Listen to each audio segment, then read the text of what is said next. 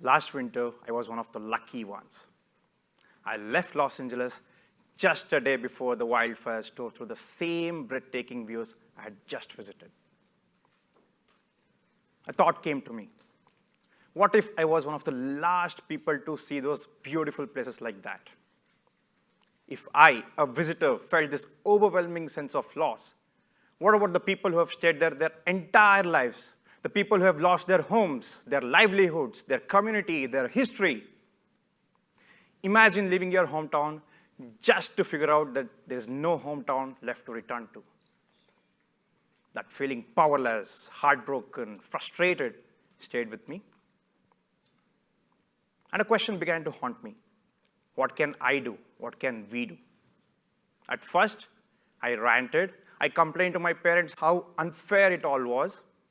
And like any great parents, they hit me with something simple yet profound. Act to create impact.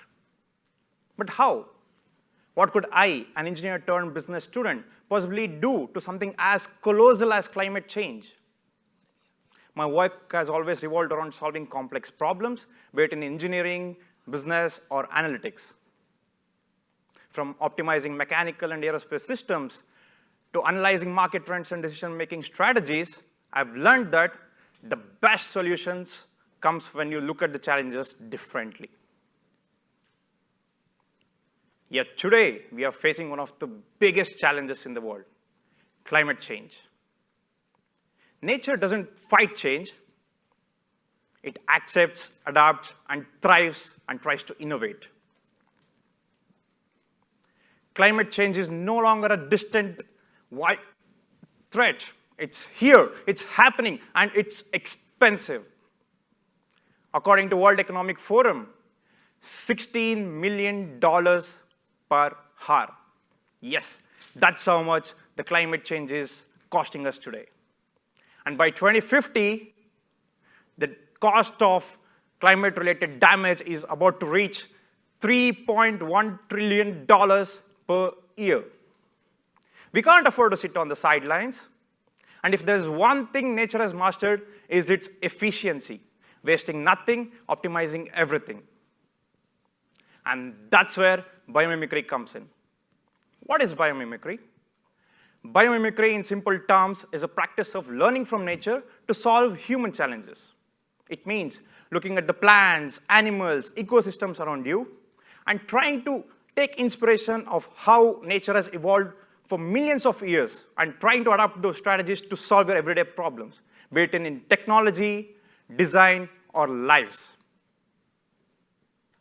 Especially in energy industry, because nature doesn't just generate energy, it conserves, reserves, and directs. And if we can apply those principles, we can revolutionize how we produce, store, and distribute clean energy today.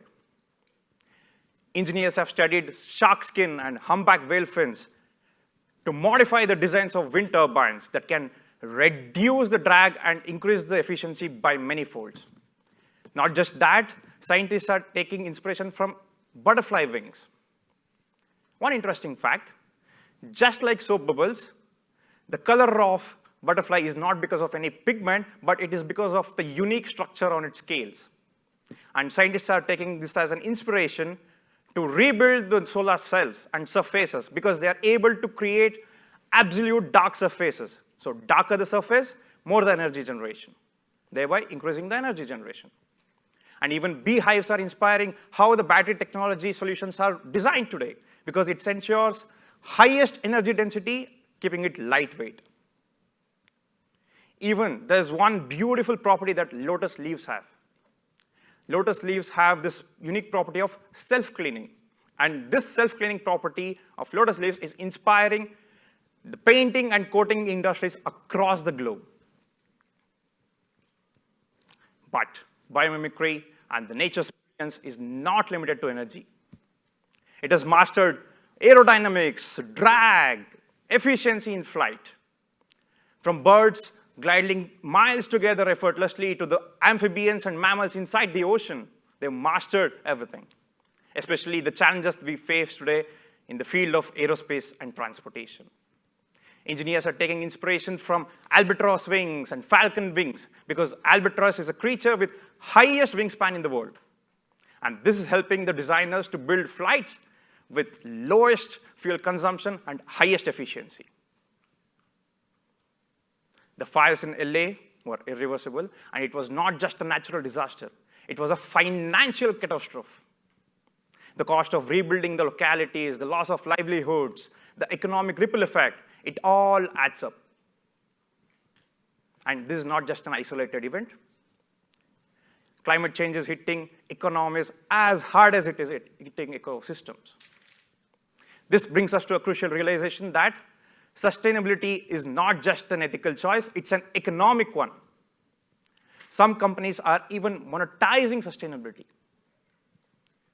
Companies are making boatloads of money by selling carbon credits and trading excess clean energy. But biomimicry is not just limited to engineers and scientists. It's a mindset. It's a mindset that we students, professionals across all disciplines can apply. But how? The key is in shifting how you approach problem. Instead of forcing solutions, let's think like nature. If you're a student trying to improve your focus, let's apply Pomodoro technique, a technique inspired by nature's ultradian rhythm. Periods of deep focus followed by short breaks, just like microorganisms. If you're an engineer or designer, let's rethink the materials and structure we are building. Let's take inspiration just like the termite-inspired ventilation systems in commercial buildings, ensuring the buildings are green and sustainable. If you're a business student, let's apply circular economy principles and build models that waste nothing and maximize the energy and resource utilization. There's this concept called hive mind, which is inspired by the social insects like bees and ants. So what do we get? What does that teach us? There's this simple concept called decentralized decision making, but ensuring collective problem solving. And in this era of artificial intelligence, generative AI, LLMs, we can even take inspiration from fungal networks. The mycelium fungus, the network which it has this unique property of responding to the environmental cues. And if we can apply those principles, we can create emotionally intelligent systems that are decentralized and gives you responses based on individual interactions, yet giving accurate results. If you're an artist or storyteller, we can take inspiration from the beautiful nature's fractals and symmetry and bring more and more organic and immersive designs. As I said, biomimicry is a mindset that anyone can apply. But how do we think like nature? And that's where the seek, tweak, peak framework comes in. Seek inspiration, look at our own surroundings, look at how nature has mastered design to attain this ultimate efficiency. Tweak, modify your approach to solve your everyday problems. Implement those nature-inspired strategies in your work or processes. Peak, optimize and make sure that you're pushing the limits to make those new solutions and ideas bring into action and make it refined so that it works better than before. As I said, biomimicry is a mindset because having right knowledge is not just enough. Having the right mindset and the right intent is just as important. And this reminds me of one of the lessons my parents have taught. It's a lesson from Bhagavad Gita. It goes like, Karmanye vadika raste mapaleshu kadachana, which means you have the right to perform your duty, but never to the fruits of your actions. It means focus on the actions, not the results. Because we often hesitate to take actions thinking that our mere individual efforts don't make any difference. But the lesson teaches us that the action itself is what matters. You don't have to wait for the perfect solution. Just focus on what you can do right now and make sure you trust that every step you take in the right direction will bring you closer to the bigger change you seek. Because nature is teaching us that. And the beauty of biomimicry is that you don't have to invent new solutions. You just have to rediscover what nature already knows. And if you implement these nature-inspired strategies, you can revolutionize.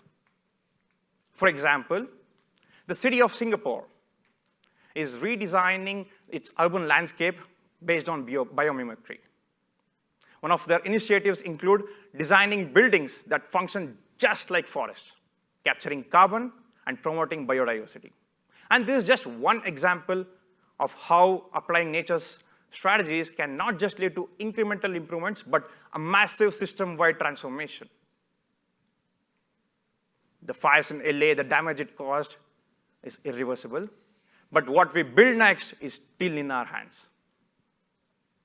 If a desert plant can survive on nothing but air and sunlight, why can't we build systems that do the same? Let's seek inspiration, tweak our approach, and reach the peak of innovation. Because the answers are here, they've always been here. The future isn't something we wait and implore, it is something we build and explore. Thank you.